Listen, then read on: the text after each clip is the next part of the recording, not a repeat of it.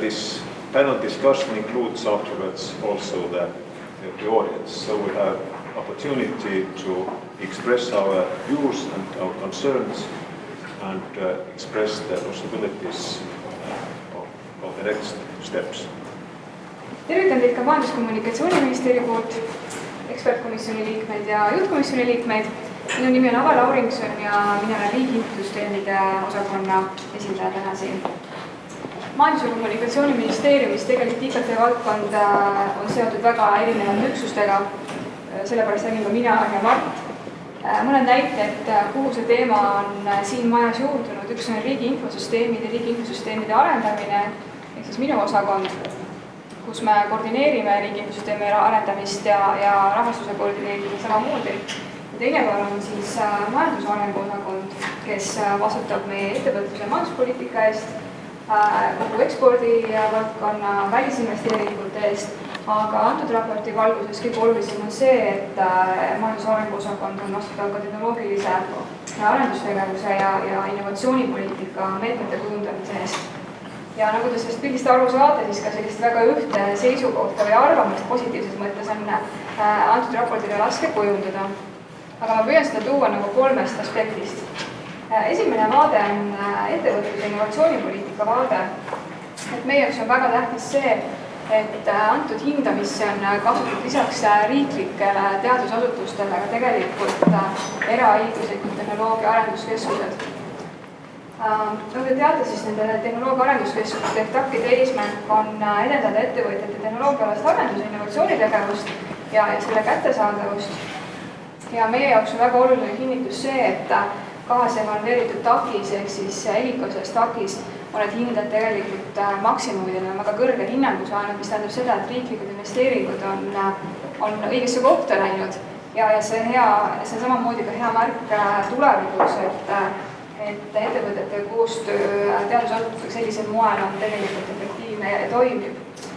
Mis puudutab konkreetseid soovitusi, mis meile anti selle raportiga, siis tegelikult nendest osad on juba uute Euroopa Liidu perioodi meetmete kujundamisel arvesse võetud, et Mart võib omalt poolt lisada, mis siis näiteks need olulisemad uuenduslikud nüansid selles on. Teine tahk, milles raporti tulemusi võiks vaadata, on talendipoliitika, millega samamoodi Majandus- ja Kommunikatsiooniministeerium on aktiivselt tegelema hakanud. Kvaliteetne IKT valdkonna teadus tegelikult on ju aluseks ka kvaliteetsele IKT kõrgharidusele, mis otseselt aitab kaasa talendipoliitika eesmärkide saavutamisele ja mis omakorda on siis ka magnetiks välisspetsialistide Eestisse tulemise eeskätt ülikoolide juurde ja sealt võib-olla siis välja ka ettevõtlusesse.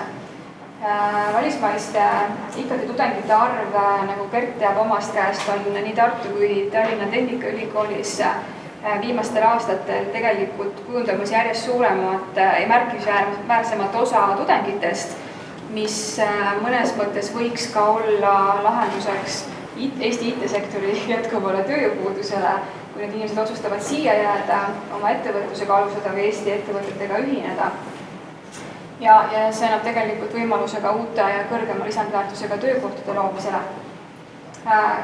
Kelle jaoks talendipoliitika on uus märksõna, siis Majandus- ja Kommunikatsiooniministeeriumi eestvedamisel on terve eelmise aasta tegelikult või isegi rohkem kooskäinud päris laiapõhjaline seltskond, kes koosnes ülikoolide, ettevõtjate ja erinevate teiste üksuste esindajatest ja selle töögrupi töö tulemusel kinnitati paar kuud tagasi Eesti talendipoliitika tegevuskava aastateks 2015-16, mille eesmärk ongi Eesti majanduskasvule kaasa aidata, aga eeskätt just nende inimeste välisspetsialistide Eestisse meelitamine, nende siia saabumise võimalikult pehme maandumise loomine siis erinevate meetmete kaudu, et nagu ma kirjeldasin, see seltskond oli väga-väga mitmekülgne, et siis neid aspekte kõiki on püütud analüüsida ja seda esmast saabumist siia kergemaks teha. Esimene linnukene vist seal või tärn, mille me saame panna, on Work in Estonia portaali avamine, on niimoodi. Ja kolmas tahk, mida võib-olla just sellest osakonnast, kus mina tulen, vaates võiks selle raportile pilgu heita, on just infoühiskonna poliitika ja e-riigi arendamine. et meie hinnangul võiks vaadata või siduda seda kõrgelt IKT valdkonna teadust IKT väliste erialade teadusega. Et läbi selle on võimalik oluliselt paremini Eesti e-riiki arendada ja meie mainet ja kuvandit välisriikides veelgi teaduspõhisemalt kinnitada ja tõendada. Ja teine pool selles on kindlasti ka nende inimeste või tudengite, kes IKT välistel erialadel õpivad, aga samas teevad infoühiskonna veerigiga seotud teadustööd, näiteks sotsiaalvaldkonnas, võimalus nende enda konkurentsivõime suurendamiseks nii riigisiselt kui ka rahvusvaheliselt. Et need oleksid võib-olla sellised 3 majandusministeeriumi nüanssi, millest meie antud raportit nägime ja kokkuvõttes tulemused on väga head meie jaoks. Nüüd on vaja võtta poliitikakujundajatel ettepanekud lihtsalt töösse. Aga aitäh! So thank you so much, but I think that if we'll continue on the same line, then perhaps we will leave your presentation, if it's not the welcome, to the final discussion part. My name is Mark Lancet, I'm the head of innovation policy at the Ministry of Economic Affairs. Actually, well, I'd first like to say great thanks to the Evaluation Panel and many thanks for the chair of the Evaluation Panel for coming here today to enable us to discuss with you the results. I said the most important things already that concern us, but I would especially like to emphasize that the assurance we got that our ICT research is on a good track is very important for us because it lays foundations for the talent attraction, to attract better talent to Estonia. It lays foundation to more research and development in companies and in cooperation with academia, and also finally it lays a good foundation for attracting more foreign direct investment and therefore laying a good foundation for future economic development. So again, many thanks for the good work and looking forward to a good discussion. Thank you. Dear colleagues, representatives from research community and business community, I hope we are here. Ladies and gentlemen, Estonia has 2 kinds of evaluations.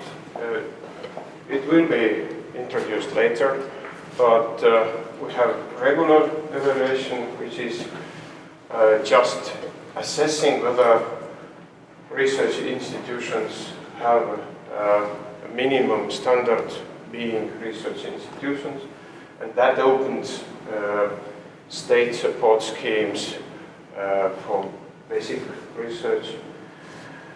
And then we have targeted evaluation. We cannot, the regular evaluation is a light one, and it covers every institution which wants to be a research institution. But targeted evaluation is a tailor-made evaluation where we do think that that field or that scheme or that institution is important for some reason. Either there is a problem or it is important on other grounds. So if we think that research should and could benefit our society, then we think what some or other field or institution can do, or whether we should have a tailor-made attitude or attention for those fields. And of course, ICT is for Estonia one of very important fields. We want to be ICT nation. We have several stakes in ICT. We have several ideas how to use our mentality, ICT mentality, for developing the country, how to position our country. And so the aim of this targeted evaluation is to look at it from research point of view, and to guarantee or to identify what problems we may have, or where are the points we can strengthen our research in future. Well, it seems that it is not very bad in our ICT, but it also seems that this time the evaluation team has been more friendly compared to some other evaluation teams. For example, last week we presented evaluation of law, and there was no excellent mark in Estonia at all. And I think that the excellent means in ICT evaluation slightly lower standard compared to law, because I think at least some excellent researchers in law we do have. But anyway, I am very pleased that the overall situation in ICT is quite good. And it is of course possible to make it further better, and it is of course to have, it is of course needed to have an international view, because we may think whatever, but we have to relate it on international standards, and outside view is anyway good for us. So we do have several measures and ways to support what we have found here, how to strengthen it. It is of course some way, first of all, I think research institutions should react. They should consolidate this, they should take measures how to enhance the quality in their units. But there are several things which state can do. And first, I should mention that we already launched a support scheme for research institutions, which are directed inter alia to react to the results of evaluations, both regular evaluations as well as targeted evaluations. So universities and other research institutions will get support, state support, to strengthen their subjects of research and studies, which were identified by evaluations. Then we think that if there are some problems or some objectives which are needed to develop our country, to develop our different policy fields. And the ICT field is socio-economically important for us. Then the respective ministries should also direct their support toward those research disciplines.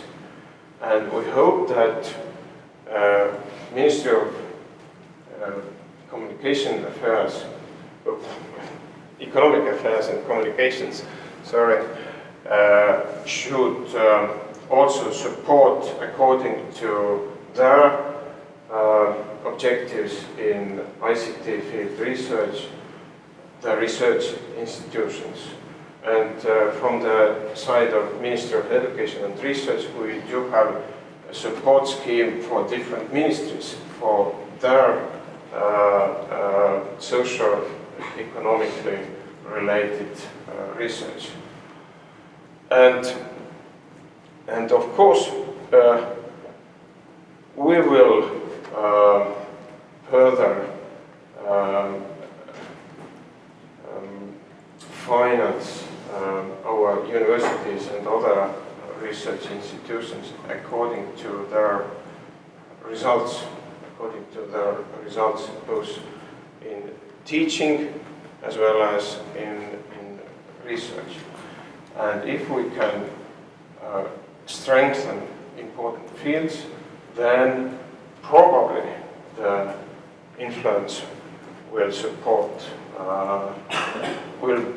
will be seen in state support for regular activities of research institutions. So I hope that the results of evaluation will be discussed and will be taken into account by everybody who is responsible.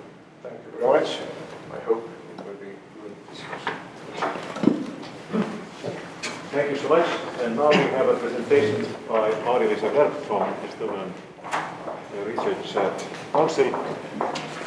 And I will give you a very short overview of the evaluation system types in Estonia. So as Indrek mentioned already, there are two kinds of evaluations.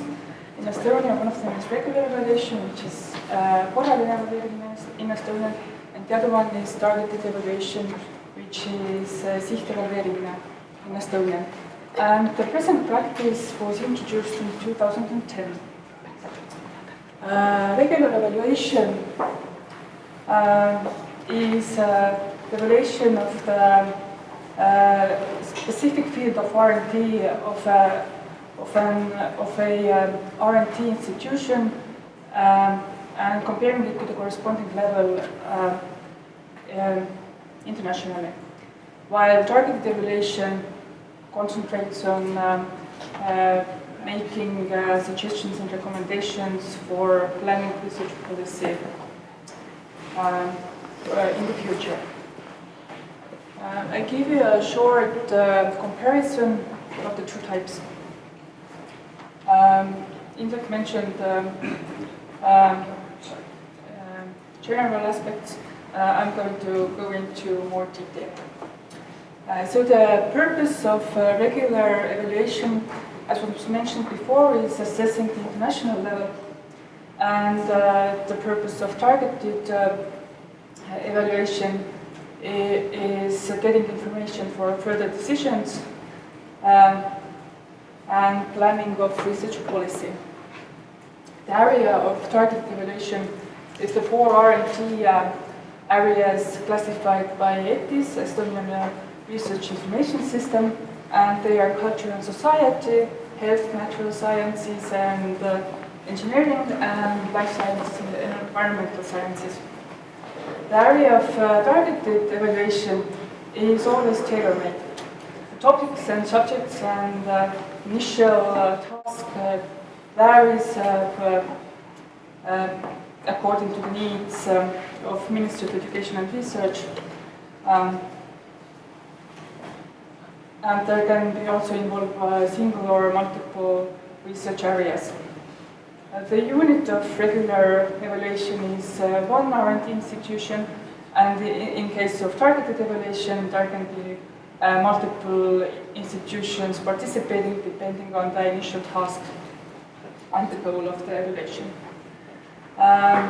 In regular evaluation, public and private institutions have an opportunity to apply, and when it comes to targeted evaluation, then it is obligatory to participate for the public institutions.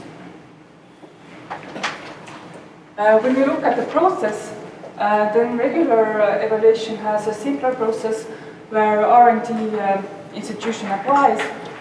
Ministry of Education and Research confirms the application and delegates the conducting to Estonian Research Council. When it comes to targeted evaluation, it is initiated by Ministry of Education and Research. The initial task is confirmed by the Research Policy Committee, and after that the Ministry of Education and Research forms the steering committee, and the steering committee decides final details of the evaluation, including fields, final topics, institutions that are going to participate, and also evaluation panel. The method in both types is similar. It consists of site visits, interviews, self-analysis forums, and other information from Estonian Research Information System. When it comes to the results, then the result of a regular evaluation is very simple. It can be either positive or negative, and the result of targeted evaluation is a report.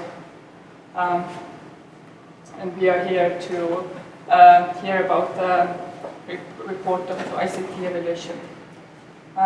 So the validity of the regular evaluation is 7 years, and when it comes to targeted evaluation, then there's no time restriction. The next evaluation will be carried out when the Ministry of Education and Research sees that it's necessary. And the benefits of evaluations, Indrek Liimand also mentioned already. For the regular evaluation, it's applying for the right to apply for funds, mainly governed by Ministry of Education and Research, and also it positively evaluated institutions have the right to apply for administering a doctoral study in the corresponding field.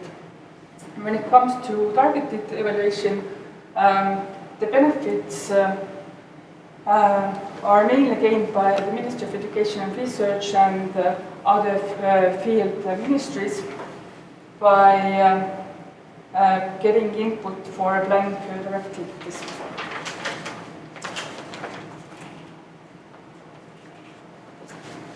And a short overview also of the regular evaluations that are carried out so far.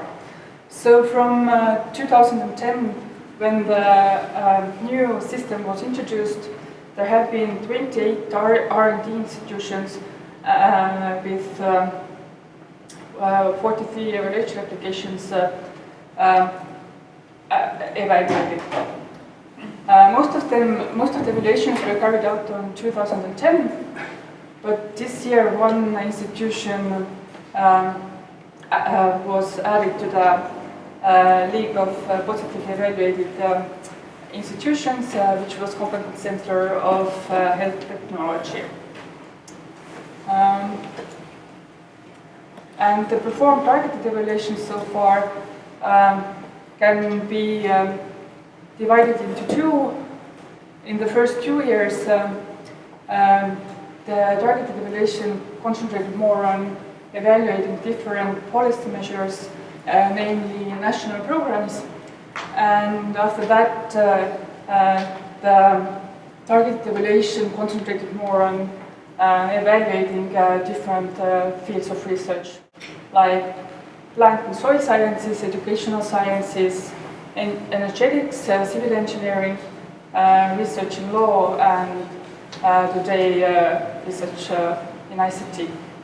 And all the reports are available in Estonian Research Council webpage. And with that, I am finishing and giving the word to Professor Stefan Arnberg. So, thank you so much. And now the main part of today's presentation. We have had a distinguished group of evaluators, 5 members from 4 different countries. All of them, you can see their CVs on that evaluation report. And if you look carefully at the CVs, you notice that all members of the evaluation panel had ample record of experience in evaluating and research policy making and all kind of aspects. So the group has been really a distinguished group, but now we have the honor to hear the conclusion by the head of the evaluation panel. Thank you. I am Stefan Arnberg, and I'm very happy to be here. I was very honored being asked to participate in this evaluation. Even if you are retired, you have an opportunity to learn lots of new things by looking at what other people do. And so this has been very, very interesting. The panel, as the chairman mentioned, consists of 5 professors, and I had not met any of them before, so it was also very fun to work with these people for a week and learn lots of things and hear their opinions about evaluation and other things like life in itself.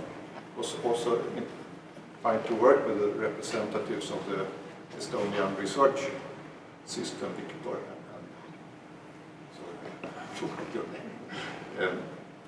in the site visit. So the organization of this is rather standard. It has been done in this way. In the 80s, things were evaluated in different things, but since the system has been so strained and diversified, this is a kind of standard way that has been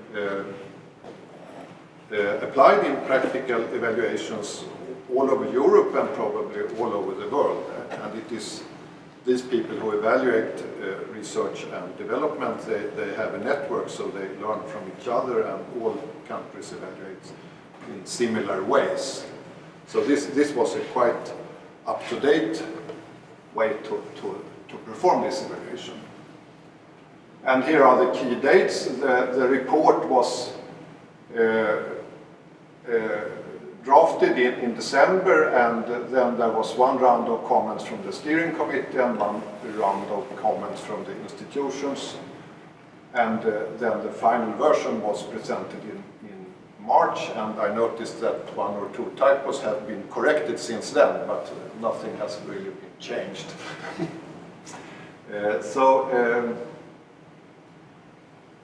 Yes, the purpose of an evaluation is complex. It is a matter of predicting things for the future. How useful are the ideas developed by the different groups? How useful are they going to be in general terms?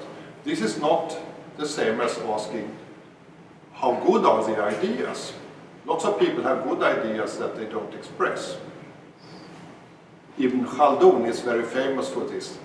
Water is like ideas, it is the same everywhere, but the container of the ideas, the text, it can be made of clay, wood, or gold, or mother of pearls.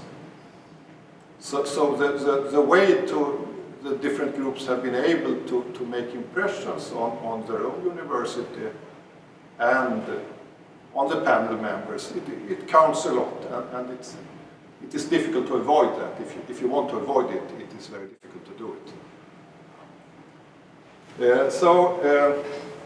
The process was standard, but it involves some type of subjective judgments. It's not like in law, where the top judge just said how it was to be.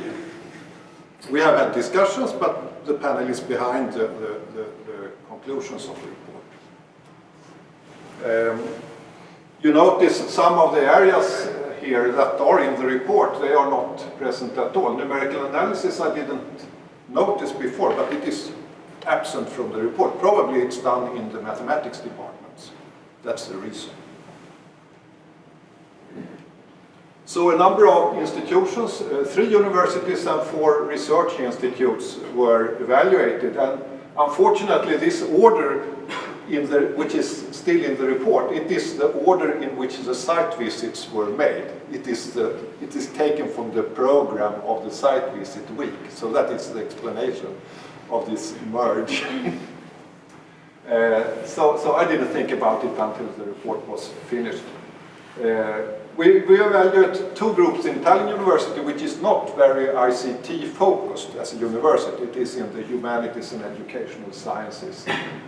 ELICO is the Institute for Electronics and Communications Technology, probably. Kubernetica, which is an old company, heavily involved in security issues that concern Estonia a lot. Tallinn University of Technology is a very large technical university. 15 groups were evaluated there. And then we have an Institute of Chemical Physics and Biophysics, which is more like a high-performance computing facility for high-energy physics research. And the University of Tartu, with 11 groups. The groups in Tartu are bigger than those in Tallinn, so I cannot say that the volume differs in any way. And then we have an institute located in Tartu, Software Technology and Applications Competence Center. So this is a summary, and this is what the chairman here thought was good to hear. The research is generally on a good level, and there are strong researchers and research groups here, and the best groups or the strongest groups in each of the universities are internationally outstanding. But there is one important thing missing, and that is this new European Research Council. And in Sweden, it is definitely the case that most of the big universities, they actually have 1 or 2, possibly not 3 ERC grants. So it's important for their image to say, yeah, we have an ERC grant. And there is no one in Estonia that has it except Professor Andriksson, but he's essentially working at Chalmers. We also found that some groups would benefit from some renewal of management and research themes. It was very typical that in many groups that had performed very well for a long time, then there was a very new, young, dynamic leader of the group, and that had sort of influenced the performance of the group. And this can be done, this is the way all research groups have to be renewed, including my own, which was done a couple of years ago.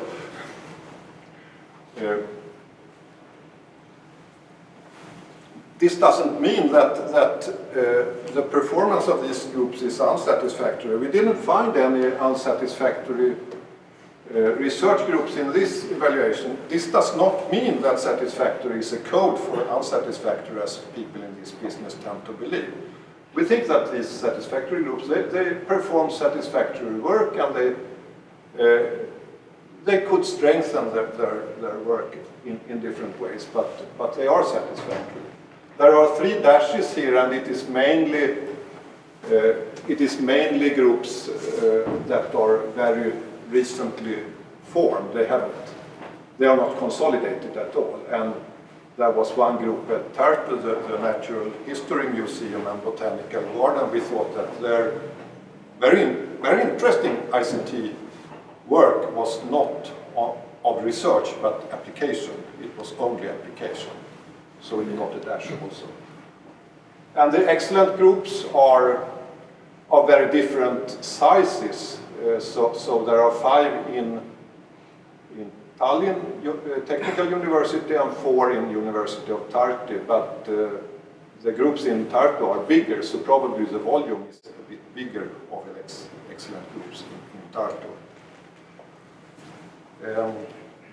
So excellence means that the group is doing splendid research, but many of these excellent groups we have also criticized, or we have encouraged them to change some parts of their attitudes, and mainly in getting a bit more contact with applications.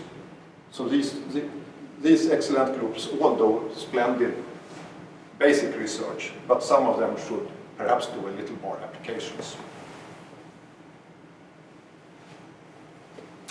What is missing? Well, this came up in our discussions in the panel.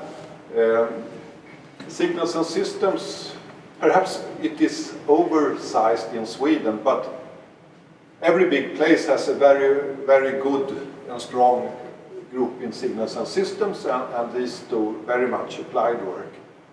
We didn't see this type of activity here at all. And also many areas that apply machine learning can take advantage of basic activities in machine learning. That is what the panel feels, and of course everything depends on how such things are implemented. You cannot be sure that it succeeds. But we recommend some type of strengthening of these two areas. Some things we noticed was the horizon with this new public management ideas that sort of even influence the work on universities. The funding periods tend to become shorter than they were, and there is no secure basic funding. And this is a problem. It is not so that even some strong groups that we visited in November, they could benefit from some more longer-term strategies from above. The Swedish Science Council tries to change their funding period from 3 years to 4 years. That is a small step in this direction. I don't mean that every existing research group should get a lot of money without having to prove that it is worth it. Definitely not, but I think that sometimes it is a bit too arbitrary a funding situation, even for good groups.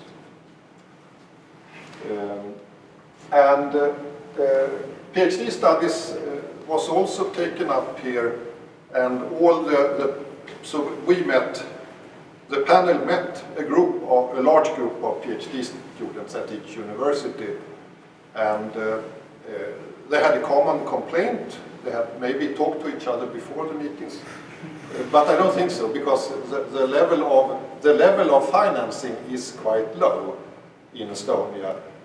This has two effects. One is that the PhD students cannot really work full-time with their PhD work, which they should. I mean, internationally they are supposed to work full-time on their PhD work. They should not work as programmers or taxi drivers or high school teachers or whatever. But the more important thing is perhaps that you lose a lot of very good candidates this way, because abroad it's very easy to get reasonably good funding for PhD studies. Internationalization is quite advanced in your neighboring countries, at least in Scandinavia.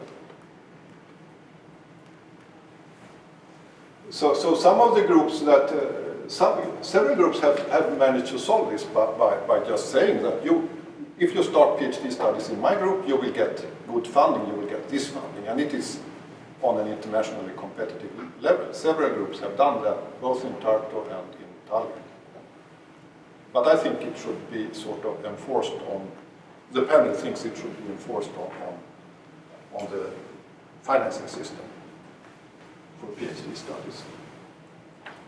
The research institutes are rather difficult to get at. All of them do good or excellent research, so they have a sort of basic portfolio of publications of the right quality.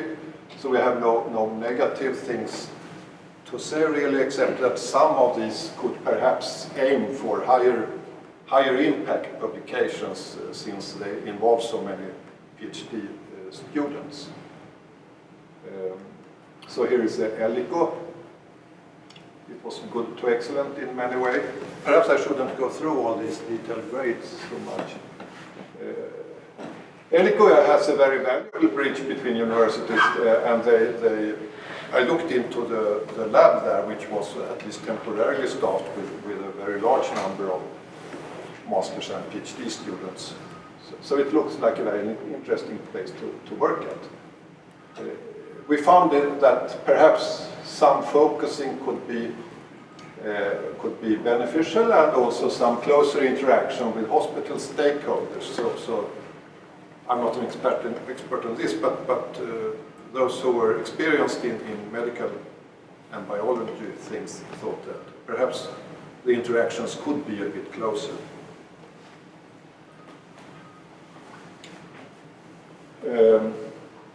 So Cybernetica, it is a private, it's a company, state financed probably.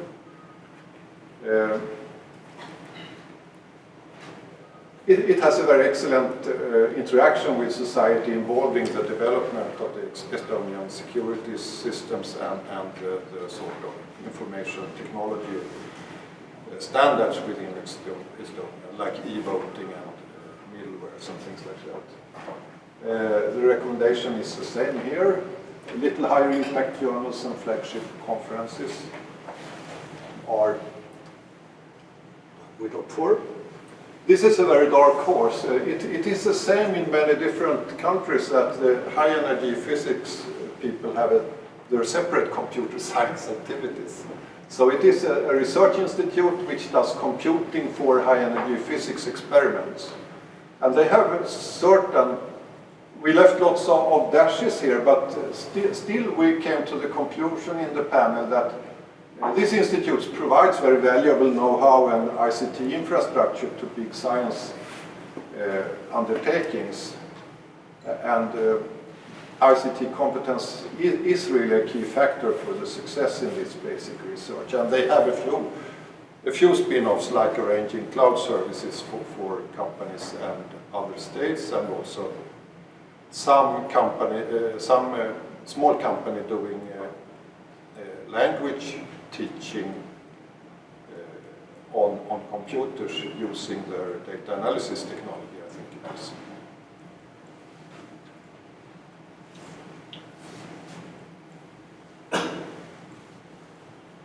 And the last software technologies and applications in competence center in Tartu, it was very good. We had there was a lot of discussion about how to finance the continuation of this when the current financing ends, but the institute will have to find a solution to this, of course. And I don't remember which of the options were, really. Tallinn University is a good general university which has been very recently formed by putting together lots of smaller colleges and humanities institutions.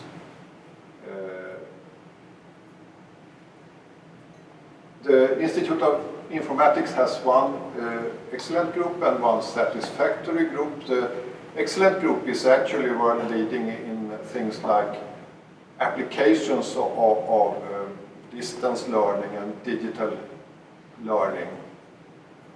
And it's a very big and strong group. The HCI group is smaller and should perhaps focus on a smaller portfolio of problems, or be strengthened by new recruitments. Tallinn University is in the middle of the organization, and I know by my own experience that it's difficult to comment on this, but we heard their plans and we sort of support them, but we know that this is a very difficult business. The Technical University has several excellent research groups. Dependable Computing System Design, it's a very large and very strong group. The Center for Biorobotics, led by Marga Krusma. It is a smaller group, but very high ambitious, both in interaction with society and in developing these swimming robots, which I unfortunately didn't see. I think you shouldn't split the panel, really. I would like to see everything. Technomedicum is a sort of department of biomedical engineering that does a lot of sort of concrete development of things, dialysis, supervision, and many similar things. Then we have the Institute of Cybernetics with two rather small groups, one in logic and semantics, which is not so small, but the control systems laboratory is fairly small. And these two are very, very good and very fascinating basic research that we feel can be applied, but we also feel that they should try to find some type of partners or applications, but not anything. I mean, you must be very selective when you choose partners, and you must be very picky when you select the projects to cooperate around.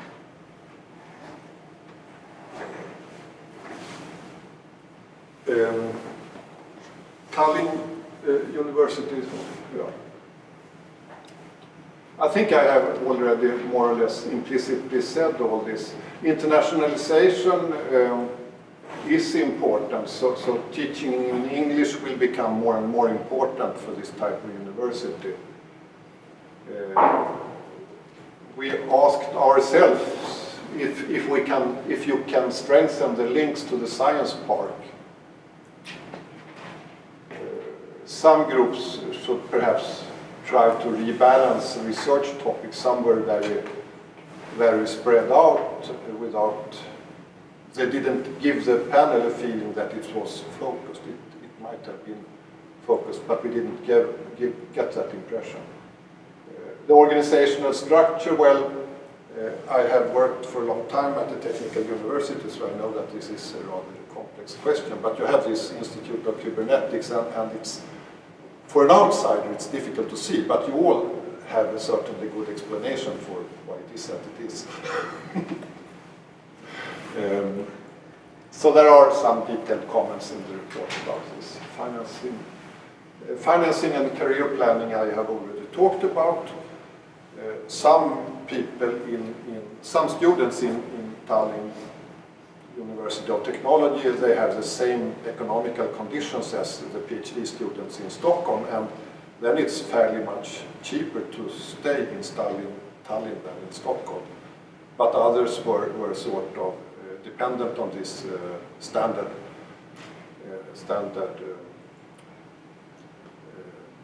scholarship, which is, some students said that yes, we can live in a dorm if you have that, but otherwise you cannot live on it. Yep. So the University of Tartu, that I found out was the University of Dorpat that I read about when I was very small in the history books. So it's a general university, but it has a reasonably large computer science and faculty of science and technology activities. We found here several excellent groups, and they are all quite big.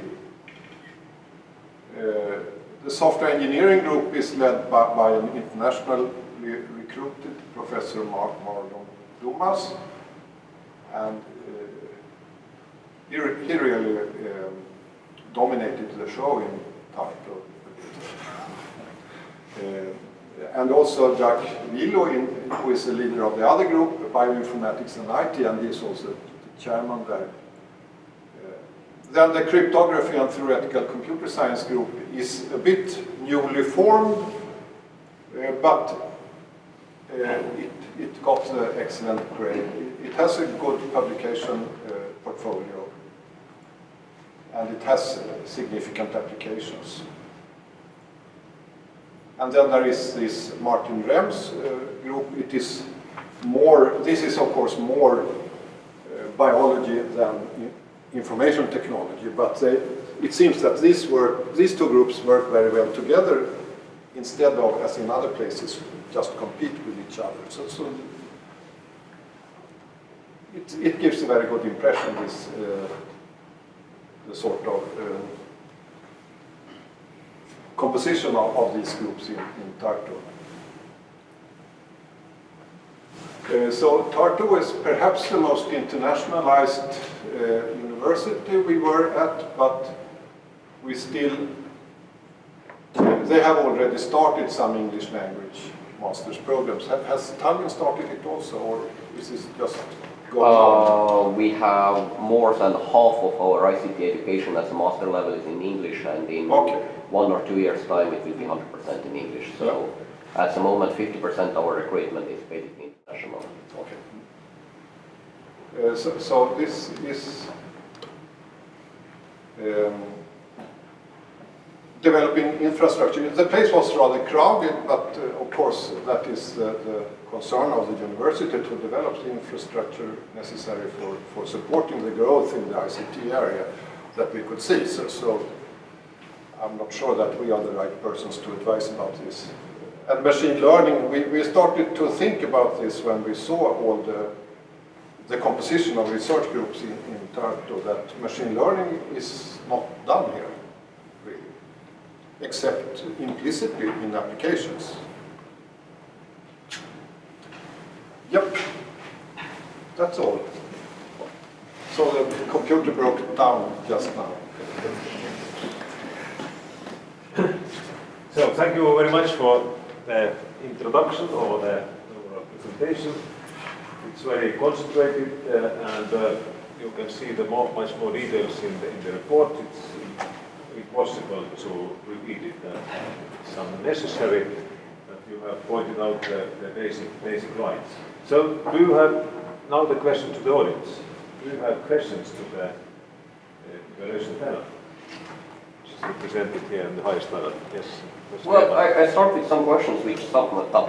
We have actually, I have to comment that our presentation here is streamlined. It can be followed over the internet. I don't know how many followers we have at the moment, but in the beginning we didn't have too much, but we still have some. Okay, so thank you. I have some questions which I have received from my colleagues, and probably they have been sent here to my follower as well, but I can just start with them. Now, in Tallinn Tech, we have kind of interesting situations that almost like 100% of our professors below 50 have actually received education outside of Estonia, predominantly in Sweden, actually. And we were wondering that now when we were doing this evaluation, can you, from your experience, give a short comment? How do you see Estonia's situation compared to KTH or Sweden as a whole? At what level you see it? And when you were doing this evaluation, whether those evaluations are more coming from taking into account Estonia's background, or it's really this kind of absolute evaluation as international research standards? Thank you. Well, did I understand your question correct? Can you rephrase it or repeat it maybe? Because I thought I misunderstood it. Okay, the first part is that the research, what we are doing it here in Estonia, how would you compare it with research which is done in Kontefo or in Sweden?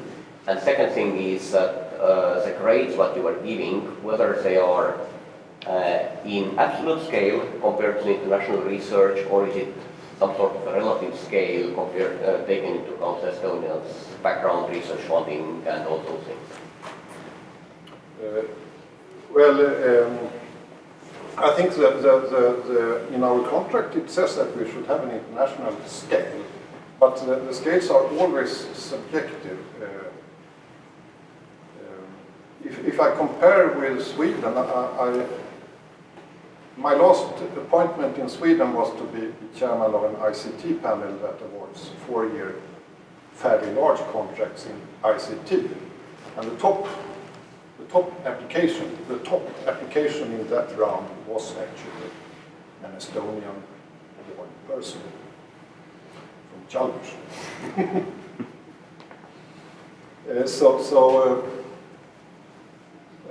I don't think the group has been sort of weak just because we think that we cannot expect so much from Estonia. I think we did this actually as an absolute scale, but everything is of course a bit selective. It's unavoidable. But how you would compare with Swedish ICT research, Estonia? Okay, it varies. I mean, in signals and systems, I think Sweden is stronger. In security, on the whole, we have very, very sort of basic security-oriented research, like there is one ERC grant in quantum cryptography, not quantum computing. But it's extremely basic research.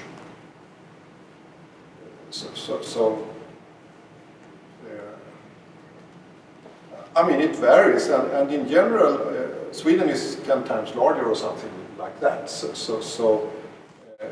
If you consider that, then I'm not at all surprised. I was surprised that you have so many advanced areas that you actually do, where you actually beat what is done in Sweden.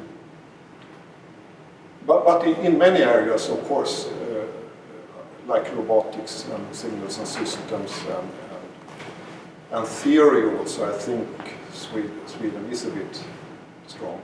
But many areas that we saw, I'm not aware that they exist at all in Sweden. But they are still important. I mean, that something doesn't exist in Sweden means that no one has really worked for it. So thank you very much for this answer. It shows that the panel has followed the guidelines actually. Otherwise, if the answer was different, yeah, we actually read the guidelines. Would have been in trouble, since the system. The basic requirement is that we have the international evaluation which compares to the international scale. So, more questions, please. My name is Volker Kaletter, and I'm a professor in software engineering at Tallinn University of Technology and leading the research group of social ethical systems and e-governance. So my question is about interdisciplinary research, because this is what my research group is concerned with, doing research across different disciplines. And the problem here in Estonia is that it's very complicated. This research funding is very fractured in this sense, both by institutions and also by disciplines. And it's very hard to win an interdisciplinary project. And now my question is, how are things in Sweden in interdisciplinary projects? And second question, so what are your observations about interdisciplinary research work from this evaluation in Estonia? Thank you. I mean, one of these groups is interdisciplinary, like the digital learning ecosystems in Tallinn University.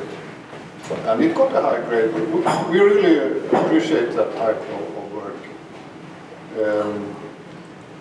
So in Sweden, I would say that I really insist that interdisciplinary research proposals should be fairly evaluated. But it is also true that they are often written in a different type of language, so that the standard panel members cannot really read them. I really try to do something about this, but it is true that they are often written in such a way that they get a disadvantage when they are evaluated. Not that it is like Ibn Khaldun. It is not that there is nothing wrong with the ideas, but the way they are expressed doesn't impress on a typical panel. Like ours, we were a typical panel also. Targeted evaluation is a tailor-made evaluation, and each and every evaluation procedure is different according to the needs of the special field or the peculiarities, and And I will ask Professor Hjelman, who was chairman of the steering committee, how do you think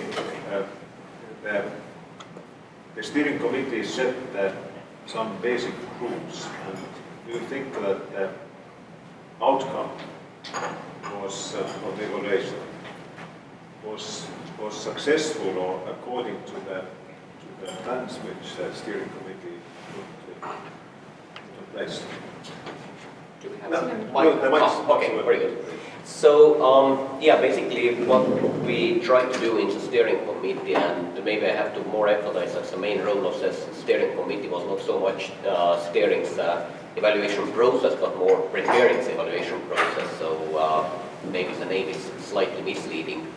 But what we tried to do during the first meetings was that we really were interested about the research groups. So if you're looking at the major universities in Estonia, then the universities have some sort of historic structure. There are the faculties, there are the departments, and those units are more kind of administrative units, very much focusing or concentrating around educational issues. However, research is something which is happening on a completely different level. And research happens in the research groups. And our primary interest was not to evaluate some sort of departments which might have several research groups, or where the research groups are going over the boundaries of the departments, but really to get understanding the research what we are doing, the people who are doing the research, their level, their quality. And it was also a very good exercise, actually, as I see from my university's perspective, to actually have a better understanding how our researchers are working together, where we have the real research groups. Yeah, sometimes research groups are defined by some kind of state financing schemes. However, I think as a result of this evaluation, we can clearly see which kind of research groups we have in Estonia, what is their composition, what is their main research domains, and so on. So from that perspective, I'm very pleased that we have now this kind of a very clear understanding about the ICT research landscape in Estonia. Second thing is that when we were preparing these evaluations, a lot of emphasis was placed on self-evaluation forms, what each research group had to fulfill. And the question was on questions what we were placing on those forms. And I think maybe now evaluation panel, I don't know whether they were happy about this information, what they received or not, but what we tried to bring out was really different aspects, not only this kind of pure research quality, but really interaction with society, so that we could see whether there are spin-off companies, whether there is this kind of work which doesn't count in as a research, but without this one, the research wouldn't happen. And all other kind of activities, what AVE is always looking forward is how actually the research can contribute to the economic environment, how it actually can grow the economy, how it can support the economy. So we try to get those, we try to find those answers. And I'm personally, I wouldn't say that there was anything surprising in the final report. I very much agree with the findings. But I hope that one thing is what we have in the report, another thing is that each group really did some kind of revision, what they are doing and how they're doing. So that's my maybe long answer to this question. So thank you so much. Do you have a comment on the structure of this self-evaluation reports? You mentioned that the procedure itself is quite standard and it's comparable to the European usual or advanced research systems. But what about that? Do you have some critical comments on? Was it easy to work within this framework? Yes, it wasn't difficult to work in the framework. The only real complaint I had was that the font size of this ETIS information system was a bit too small for my eyesight. But I had an iPad, so I could just no, I mean, as you might know, if you look over all of these self-evaluations, they have interpreted your advice very differently. So they are differently structured, especially your most significant achievements in society or something. Is that being a member of a large number of committees, or is it doing a change in individual high schools or schools, or what is it? And you got the whole batch of answers. But I'm used to it, so. Okay, but since one of the basic aims of this evaluation is to the policymakers to re-evaluate and to look what kind of policy measures we should take and how we could employ the results of these suggestions. Now I have the question to the ministers. What was the most surprising for you in this report? Did you find anything that you didn't know beforehand? What was the surprising part of that? We start this time from the gentleman. Thank you very much for that question. Actually, this is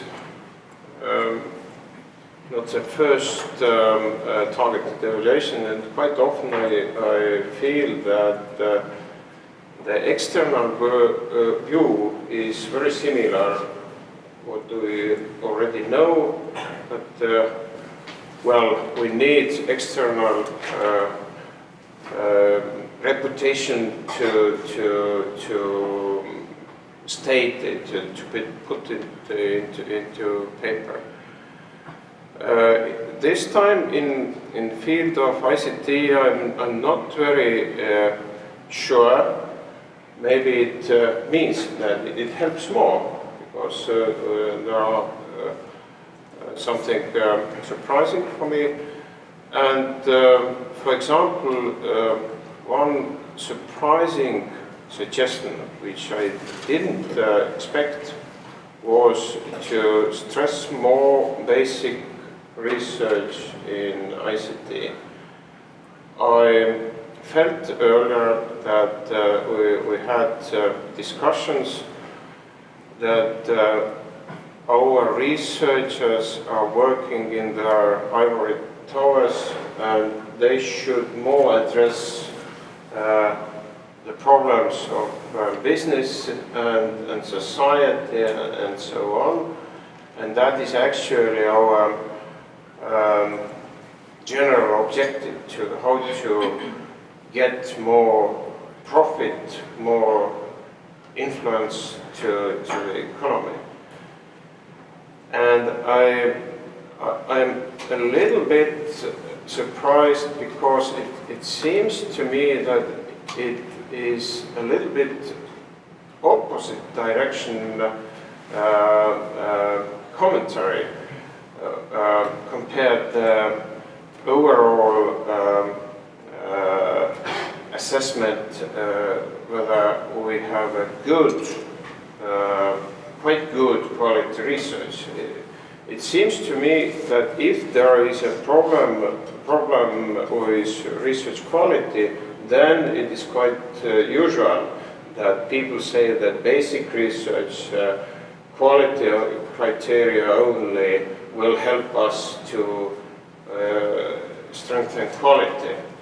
But now we have a quite good quality assessment, and still the suggestion more basic research, and I think there is a little bit contradiction between that. And can you elaborate a little bit that? Yes, my first exposure to this type of high-level evaluation was at the National Defense Research Institute in the late 60s, and a famous person, the Sola Price, was sort of giving a seminar there, and he said that, well, most countries need more basic research and more pure mathematics just as much as they need a hole in their head, or something like that.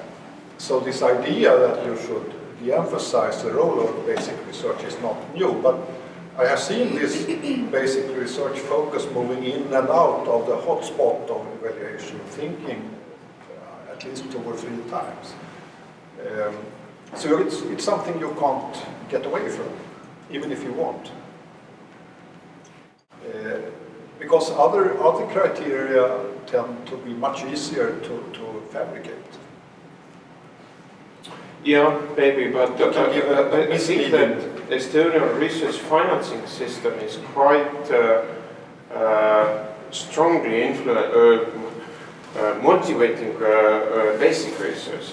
Oh, yeah. So we don't have very good schemes to motivate applied research. So we have quite strong stress on basic research already. But I am generally happy because the results of this evaluation is quite good, and I think that our general principles are quite well supported. Yeah, I don't remember exactly how this idea came up, but I remember that I read the instructions in this contract, and I thought, apparently they don't want any basic research in this country. That was what I read out of the contract. But perhaps I was a bit absent-minded or something. Some phrases struck me as rather unexpected. But then when the panel discussed this, we immediately arrived at this idea that perhaps there is basic research, but the research system doesn't emphasize the value of basic research. Would that have been a different way to formulate the same observation? Okay. Perhaps this was formulation since in Estonian research policy we have emphasized the basic research. It's sort of a... Yeah. So this was a reaction against you. Background. If you had formulated the contract, I would have reacted differently. Okay, Gerben. Yeah, I just wanted to comment on previous statement what you made, that actually you answered your own question. Correct me if I'm wrong, but you're absolutely right. The Estonian research funding system prefers or finances very strongly basic research. And now when we are looking at amount of research and amount of students what we have in the ICT field, and if we're comparing this one into the proportion of the research funding which comes to the ICT compared to the other fields, then I have a feeling that the Estonian ICT research in the total research funding system is underrepresented, considering the number of people and students who we have in the system. And maybe that's exactly the case that we don't have so much funding in ICT for basic research because we are doing a lot of applied research, and this applied research is actually not funded through the national funding system. So it's kind of like a vicious circle somehow. That's my personal feeling. Maybe I'm wrong. Okay, yeah. But I think that let's go on with a same question to Abel Olriksson. What was surprising?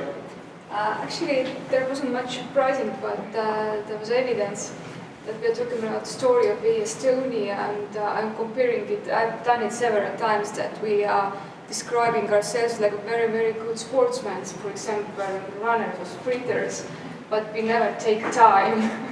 So we don't have the time to show how good or how fast we are. But now we have evidence in the field of ICT research that they have evaluated in an excellent level. So this is for the surprising, but this is a material that we can show the other countries and other research groups internationally to prove that Estonia is a very good place to come to make cooperation in university level, but as well as companies. So we can raise interest with this report against us and ICT research in Estonia. Okay, thank you so much. Since I think that this report, the results of this report, are there.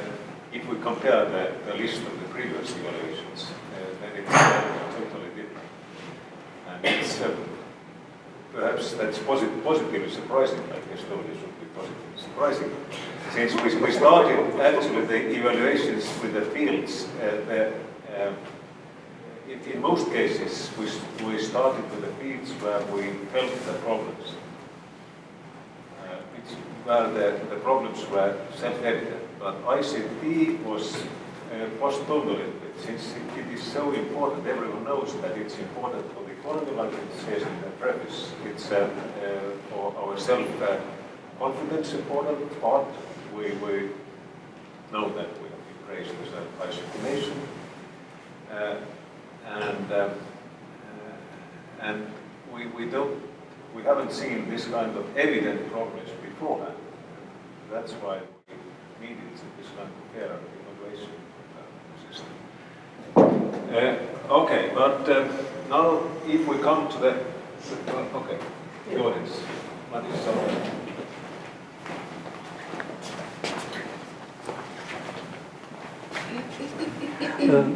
Actually, these are not my questions, but I have collected these questions which were sent by email or via Skype, and I have two questions. First to Professor Randong. The researchers asked for what is your most pressing recommendation to the Estonian ICT researchers or ICT community and to the research administrators. So, your most pressing recommendation. Are they different from what you have written down? Will you change the mind? No. Of course, for the research group, I would say that just now it is worth reading through what we have written and take a stance for or against. That is something that every research group will benefit from, whether you like our statements or not. For the research administration, I think we're talking about short-term funding and PhD student financing. So PhD student financing has been taken over by the stronger research groups, so they do a completely adequate funding of PhD studies. This means that they steal the students of the other groups. So I think that I have to take back the lead of that process. Please keep the mic. Otherwise, you will explain. So the questions from the audience start with. I thought that you had personal questions. So the questions for the ministries stemming out from this evaluation, we have had two basic policy advices or suggestions. First of all, concerning the funding system, and the second one is the funding of PhD students. Do you have comments on that? Maybe you can comment the PhD students part? Yes. Already mentioned. Actually, the need for increase funding system, PhD studies and research funding at all is evident, actually. That is not very much specific to ICT. And if we talk about PhD students' stipends, which is low, of course, we do know that it is low. That is also not specific to ICT students. That question is on the table. That question is depending on general financing for research, and well, the prospects are not very good. So actually for ICT students and ICT teaching, we have some dedicated schemes which also have helped both PhD students as well as teaching staff and so on. So I think ICT students are in fact in preferred position in the Estonian research system. And our analysis is actually saying that while in ICT sector the expectancy of future income is much bigger compared to several other fields in Estonia. Thus, the problem of study times financing should not be very important. And in fact, we have discovered that ICT stipends for master's level students and bachelor level students is not actually affecting the finalizing studies or study times. So it does not have effect, and it is not actually the problem of income of ICT students, but it is comparison with offers which are coming from outside university, from companies and so on. We never can offer such a high stipend which is comparable or outcompeting working offers from outside. And we see that the expectancy of future salary is so big that students can allow a period for studies with less income. But anyway, ICT students are in preferred situation already because of dedicated stipends and supports. Okay, Ale, have you anything to add what you said in the opening words? You mentioned the talent policy. Still, I think we should show even ICT students that PhD studies and master level studies are option for them. 2 days ago there was a conference about ICT students who entered the university in 2013 and 14. Most of them even doesn't know why master level studies are important for them.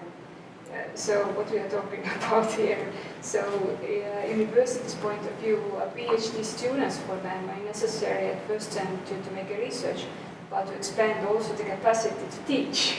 This is also very important, and the ICT studies and the ICT sector is very important for us. We have to bear it in mind. So maybe we should focus and give some extra financing or treat it specially. I'd like to make one recommendation or proposal here to the ministries. It's actually something which is stemming from Scandinavian countries and many other countries in Europe, and what we have already practiced a little bit here in Estonia on very limited scale, and that's namely industrial PhD students. So PhDs which are performing cooperation with companies. I personally have very good experiences on working with company Cybernetica, for example. We have had in Tallinn several PhD students who are working part-time or more at a company and while doing research which is directly serving the needs of the company. I personally have one PhD student going to graduate in September in that way. But what we need for this one is actually some sort of a support scheme which could support such activities from 3 different directions. It's a company, student, and university. So what is basically needed is that the companies would be interested of taking in those students, PhD students, who are not working maybe full-time, and their research outcome is not something which is going to the product of tomorrow, but what goes to the products in 5 years' time. And this one requires that those students are working in a company, not maybe it's kind of everyday's problem, but it's longer time horizon, and we need support for this team. We had the DORA industrial PhD student program, which was pretty good. It had some more shortcomings, but the problem was that it was time limited, it was very limited by numbers, and we need to continue with this kind of activities. And especially in the field of ICT, I really feel that the PhD research, which is done in cooperation with companies, would be very beneficial. Thank you so much. Would you like to reflect on that? Well, we are continuing it from new period, so it will go on. And we will hopefully adjust the conditions according to experience, so it will go on. But I have also a question to Stefan. What do you think, what is missing from an ERC grant in Estonia? In ICT? I never got one, but my successor got one. So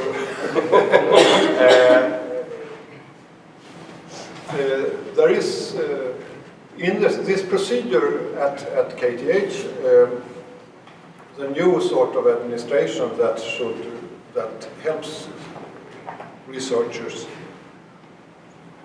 through the financing process. They specialized on ERC grants, and my colleague Johan Åstad, he said he got a lot of help there because they pointed out things that he didn't think about that were important. So there has to be some type of support from the university. And I don't know exactly what the instructions are in Sweden, but so I don't think that you must recruit a different researcher from abroad. I don't think so. So you would like to have a comment? Well, good so, news. To spread some good news. I think, of course, it's good news that we don't need to recruit outside people for that. Yeah, what I was afraid is that there is no golden recipe for getting it. So it was. Well, it's a precarious process, of course. I mean, you can never be sure that you get a grant of that type. And lots of people, I mean, it also counts if you're still there in the final round. That also counts. You can boast with that even, at least on university. Actually, what we are planning now, there's a policy method for that we plan to support those who have been successful but not been awarded, have graded at high marks and rising special grant. So, but now I have, not yet please. Now I have, you will be next. Now I have the question to the research performing organizations, universities and business institutes. What are your reflections? What are you going to do with the results in the coming future? What's the university reactions for that? Two big universities first.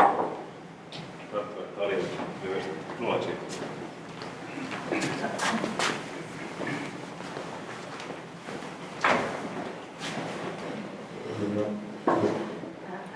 I'm from Tallinn University of Technology, and the answer of the question of Mate.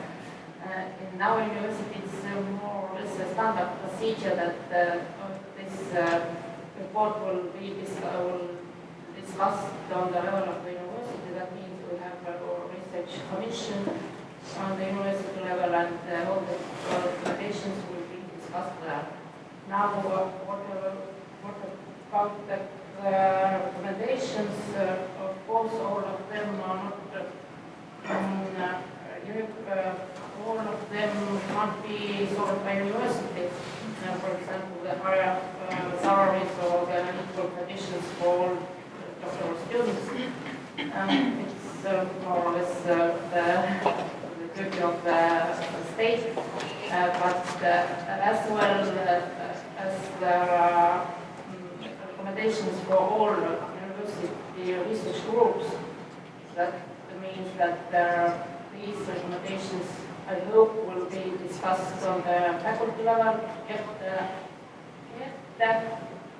visit soon, and as well on the level of our Institute of Cybernetics. And now I will add a little comment about the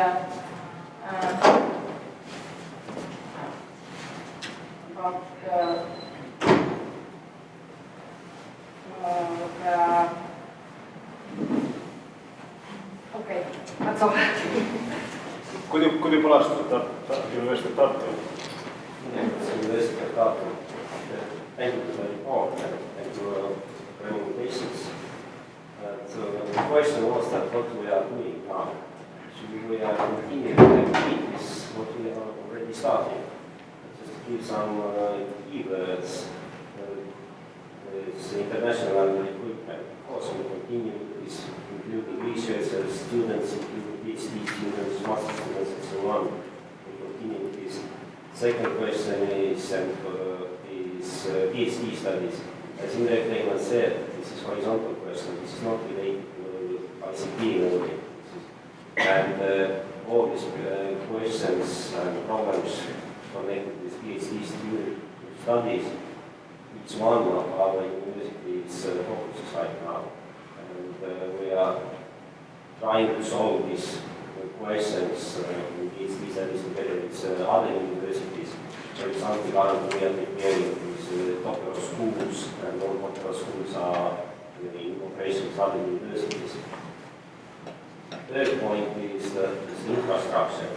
I'm quite optimistic that in maybe 2-3 years we have started a new ICT building. And this building is not only for research and studies, but also for enterprises and business partners. And last but not least, currently we are preparing together with Tallinn University Technology, Estonian Research Council and University of Edinburgh, a business plan for Horizon 2020 teaming application. And our aim is to create internationally recognized Estonian ICT competence center. And the center involves, I can't say all ICT research in Estonia, but at least a large part. Thank you. Thank you so much. But now the research performing organizations, do you have something to comment on about your plans? No. Then we have the question from the audience. Maris. Maris has followed, is a contact group with that internet. Yes, thanks. Well, this is a question addressed both to Professor Nahbo and also to Indrek Reimann. And you mentioned in your recommendations that machine learning was underrepresented in Estonia and suggested that it is one of the fields which might be of more interest and where we might have more researchers. At the same time, as a small nation, as a small research community, there are many fields that we cannot cover all the ICT fields. So this is some kind of contradiction between trying to do all that's important and at the same time having a limited number of researchers. So what is your position and what is the position of the ministry? Are you prepared to apply or provide additional funding for machine research direction?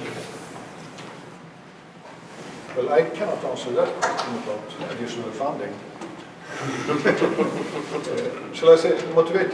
I mean, signals and systems and machine learning are areas where we saw presentation after presentation of applications where it would be very valuable to have some deeper understanding of signals and systems and machine learning methods. Apparently, sometimes there is a sort of more basic person in an applied research group that takes and bridges the gap between basic research and the application. But we thought that in many cases it would be valuable to have within the larger universities perhaps a small unit that can provide advice relative to applications based on knowledge in these areas, the two areas we mentioned. And of course we were only there for a short week and perhaps you already have something like that. But we didn't see it. That is a possibility, of course. It's quite unlikely that So actually, it's quite true that Estonia is a small nation and we cannot have a good quality or good international quality research in every topic. But from the side of Ministry of Education and Research, we think that we are responsible for a quality teaching or education system of students. If those fields are needed for a good quality education of our ICT students, then we think it's responsibility of universities to build it up enough to reach the required quality of teaching.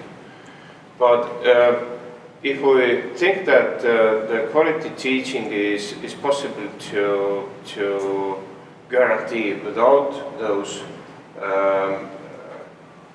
disciplines here, then Ministry of Education and Research don't have specific attention towards machine learning or signal processing or some specific field in medicine or in law or in energy or so. We don't have specific points or disciplines we stress. So if it is needed for development of our economy or for reaching some socio-economic goals, and if we need to support machine learning for reaching our ICT policy goals, then we hope the ministry who is responsible for ICT objectives will support or will pay attention to that comment. Ministry of Education and Research is still horizontal. We cannot prefer machine learning over other fields. Just a short comment, which has happened with the cyber studies, for example. Because just that the cyber studies is very important as an information society as Estonia is. So Ministry of Education and Research took the obligation to develop it through the education system, starting from elementary school, we can say, and with a high research in universities. So. Yeah, but when I'm looking from university's perspective, then I would just throw in one idea. Now we are in Estonia changing base financing system somehow, so it's going to change. However, what I feel that in Estonian higher education system we have at the moment one link missing, or in the research funding system actually, unfortunately, sorry. And the link is how to build up new things. We have pretty good measures on supporting those groups which are already strong, which are internationally known, and we have the institutional financing schemes there, we have the personal financing scheme and so on. But at the moment, me as a team, if we have in our development plans that, okay, we should strengthen our research in topic A, B, or C, there is basically no other place except EU Horizon programs from where I can go to find money. And from EU funding, it is possible, also it's highly competitive, but I would really like to see that also state open some kind of special calls which are meant to build up new directions, new domains. And that's, of course, it has to be competitive based as well, because otherwise everyone says that we need new directions. There has to be some kind of steering board for this one. But at the moment, what we are lacking are some measures and means to build up new directions. And as at the moment the topics came out from here, we don't have measures to address it. Actually, I'm quite on the opposite. We are always on opposite sides. Right. I think Estonia has so much measures to build up, short-time measures. and we don't have enough measures or logic how to sustain what was started or initiated by short-term projects. So in the last term of structural funds programming period, we had so much new initiatives that nobody can complain that we don't have possibilities to build up. But what we do see is when something is built up, then there is a question who will be responsible for that what is built up. It is not entering into the normal flow of university activities. And nothing is, when something is built up, nothing is shut down. And if you shut down nothing in your university, then you cannot only build up anything. Actually, quite often this kind of discussions will end up with a conclusion that Estonia is a small nation. And it's very likely that sometimes we feel that when we compare ourselves with the big nations, with the very big ones, or with big, Finland seems to be big for our comparison. And Finland opened actually a Finnish academy, opened a new council, research council. They had 4. They included the 5th one and put the dedicated funds, 25 million euros per year into that strategically important research. But okay, I will skip on that. And what else? Do you have more questions from the internet areas? No. Then I have one maybe not that big question, but quite surprising for me. When I looked at this presentation and also to your slide, then one quite contradictory result emerged. We have a National Institute of Chemical Physics and Biophysics. It's the only national research institute in Estonia, which is in Estonian avalik-õiguslik institution, and which belongs directly, which has its own law. It means that it's important for the Estonian nation, for each and every living Estonian citizen and non-citizen. And but when you showed some points of the evaluation, they were not relevant, including the societal value. It means perhaps it was by mistake included into this this evaluation. It would have been the other field, in some other fields, it would have the national value. But in relation to ICT, it occurred that it has only supportive value for its own research in basic research. So, what did you have someone else had the same feeling? What should we do with this finding? Whether we will be happy or we see it as a sort of a problem which should be addressed somewhere in the research policy council. I can start from the background, and then maybe Stefan can comment from the other view what they saw.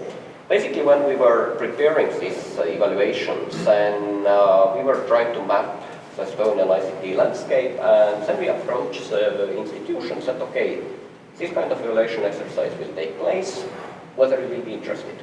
And KBFI said that yes, they are interested, because their interest is to go to the ICT research as well. We said, okay, fine, let's evaluate. And now, I don't know what was your view, how they actually look like, is there any potential for ICT research or not? Yes, it was. It is a surprising it was surprising, I must admit, and I specifically asked the head of the institute why he had volunteered to participate in this, and then we started discussing things. And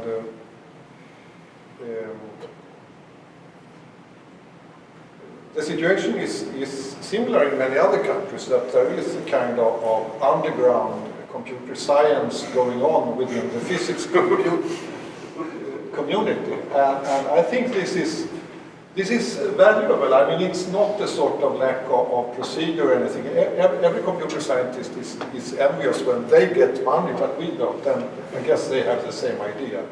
But it's people like Metropolis, Stephen Wolfram, and more modern, like Berners-Lee, for example. He's also a physicist. He invented the web, didn't he?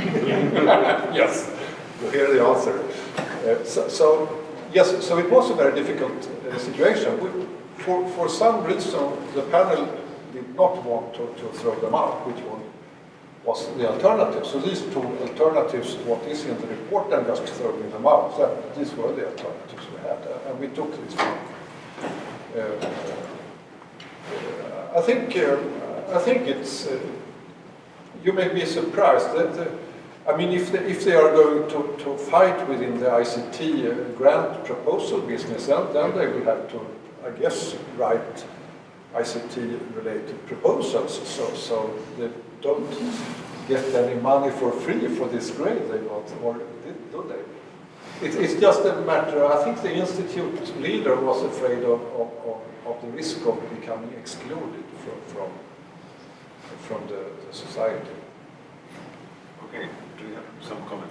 Yeah, let's see what they say. Okay, but actually, I think it's not very surprising, because if you think it was high energy physics, and if we think what is an impact or social impact of such a kind of very fundamental basic research, then it is probably from the most far end of the fast applications. But historically, actually, as CERN was the place where World Wide Web was invented, actually the National Institute of Chemical Physics and Chemical and Biological Physics was one of two institutions who brought internet to Estonia. So they actually have influence on our society as well, and I think those things which are using clouds and such sort of computation and searching useful information from big data and so some things similar, they will have an impact as well, maybe in future sometimes. But if we do have a comment. I think that I put it so bluntly, not in vain, but I think that this kind of things have to be discussed locally with the society. But if you pass that.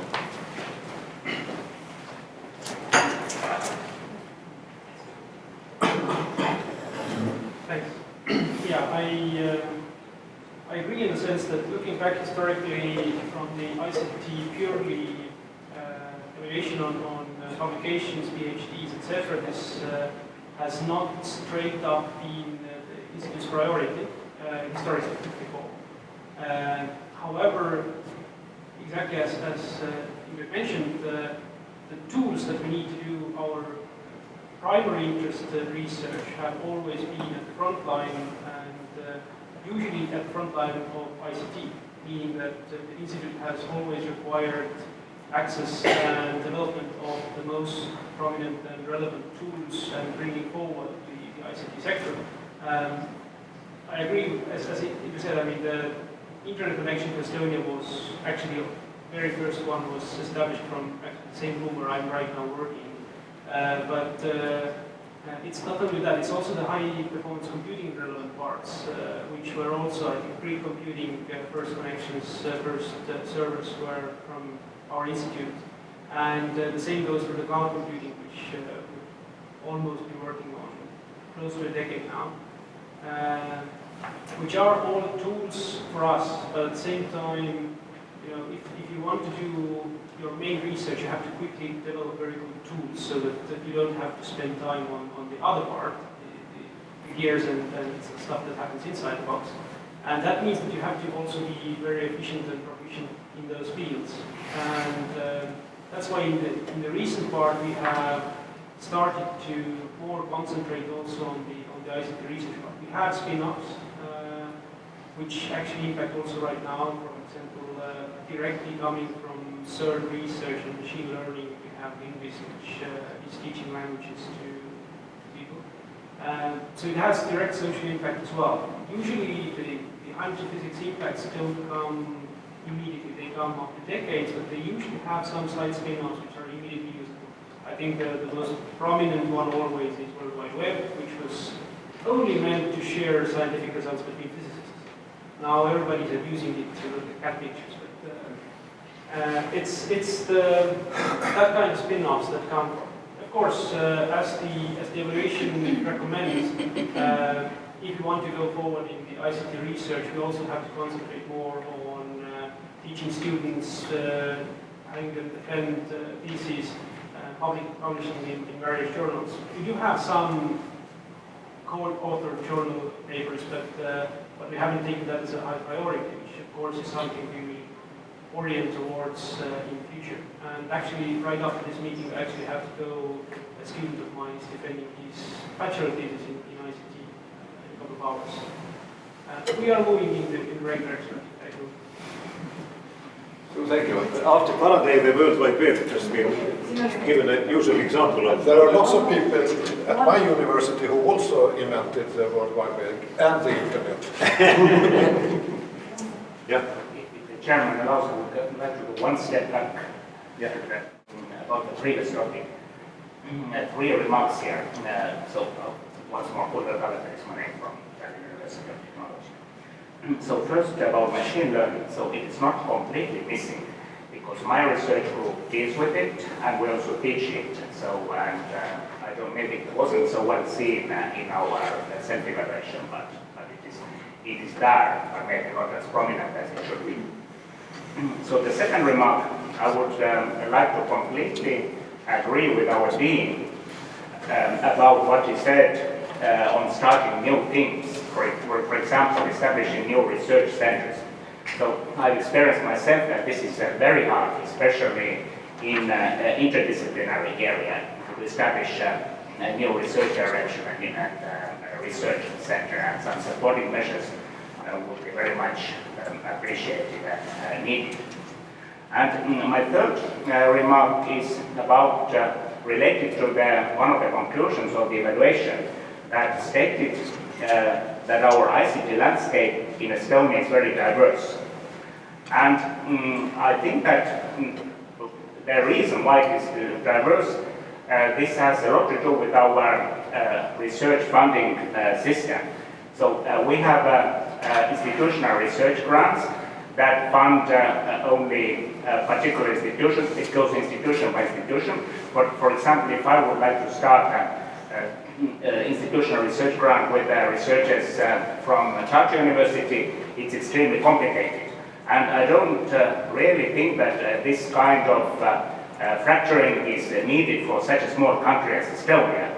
So I know my colleagues in Australia, they can go over Australia, research grants funded by the Australian Research Council between any university. There are no administrative obstacles.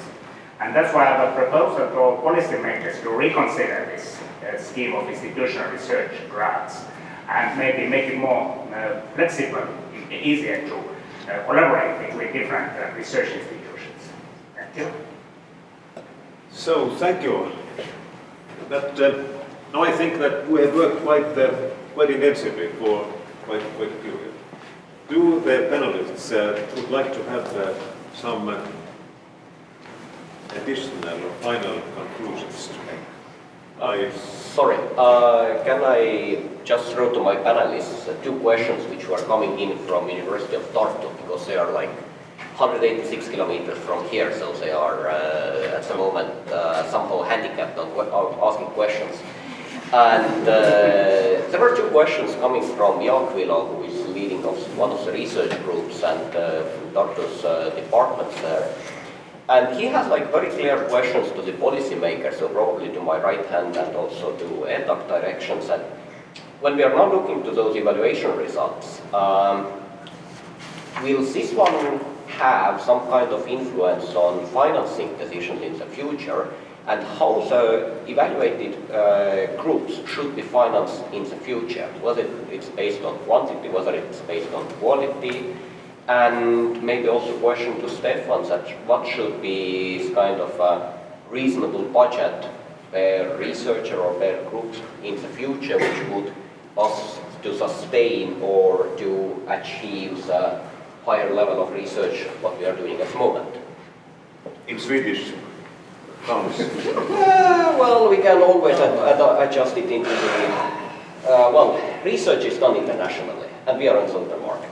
If we want to keep the talent, we have to be competitive. That's very simple. Otherwise, the talent goes to Sweden, as I did myself 10 years ago, or 15 years ago, or to Denmark, or Norway. Okay, so...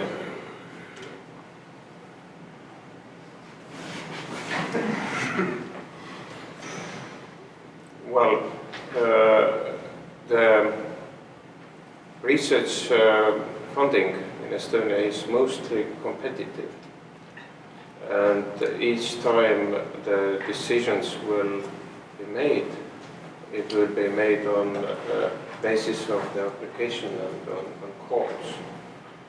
And Jaak is himself in a body which is responsible for assessing the applications. And the better application is, the better is chance to get financing. Of course, in Estonia we do plans to enhance research funding. That is clearly decided from our R&D strategy. But unfortunately, the budget for this is yet under the discussion. And well, it's not up to me to promise or to get those funds. We are applying the funds. We are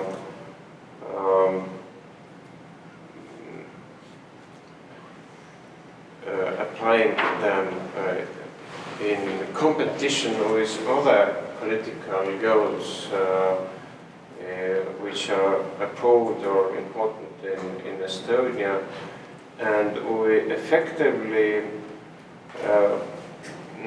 need a support from outside system to be successful in budget discussions.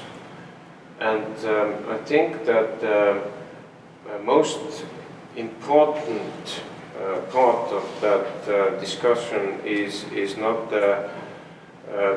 not coming from inside the scientific or research community, because if research community or research evaluation is supporting the increasing of research funding, it still has much lower influence compared to if businessmen or other parts of societies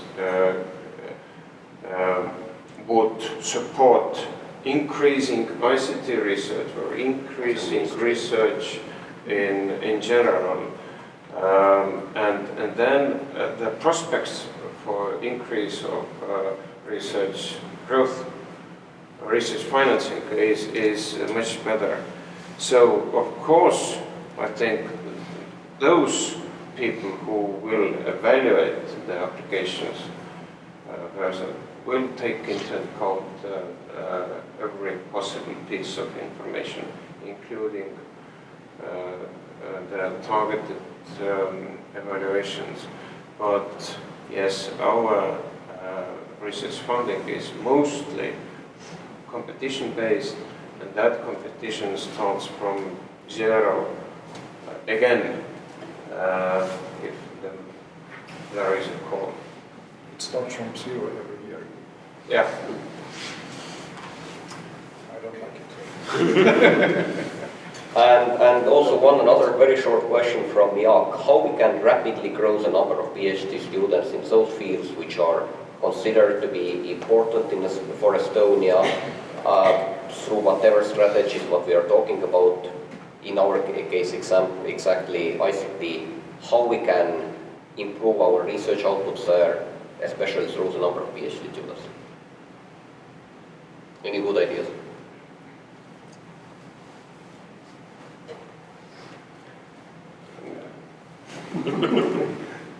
Actually,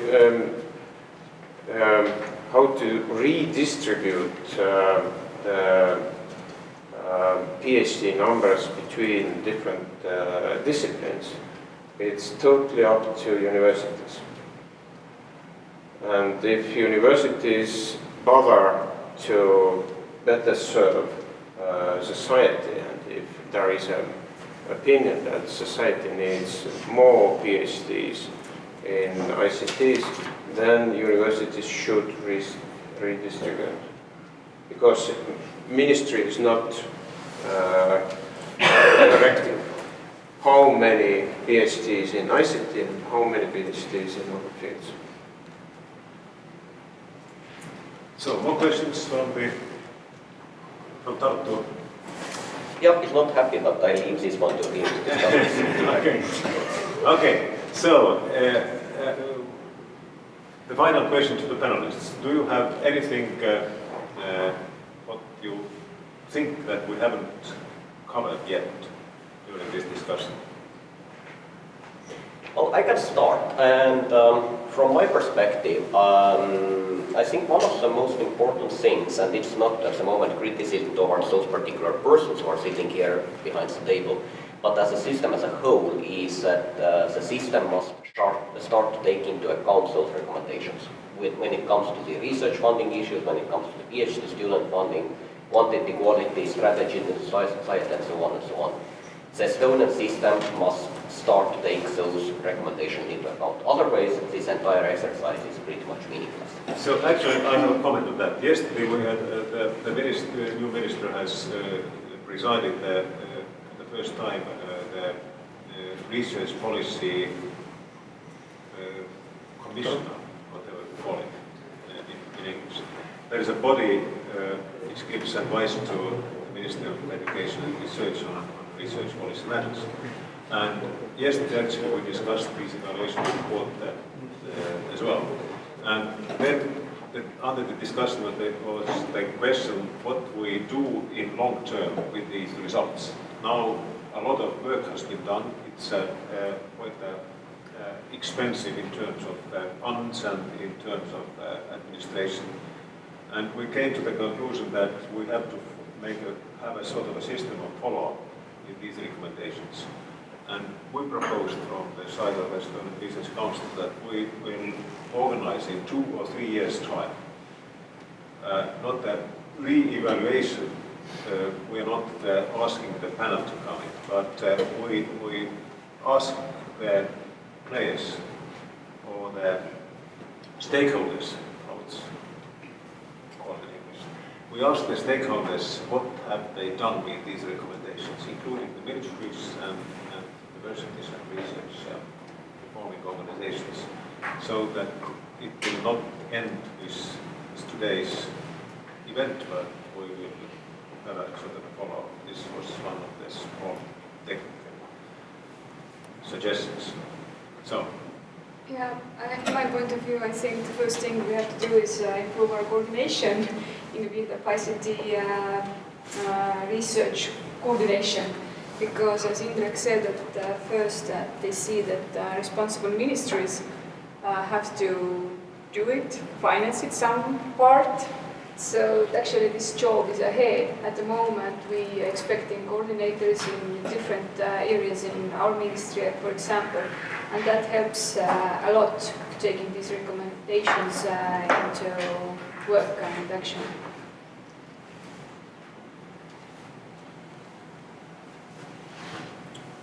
Well,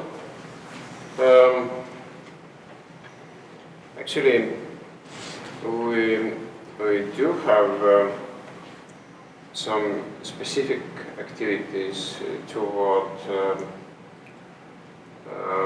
ICT as well. And to mention one is ICT Academy. IT Academy program, which is quite small program in Estonia, which is mostly supporting teaching, and the relation how much support of it should take into account research or should support research is not very clear to us. My personal feeling is that if we do have an ambition to have a very high quality courses, well, a limited set of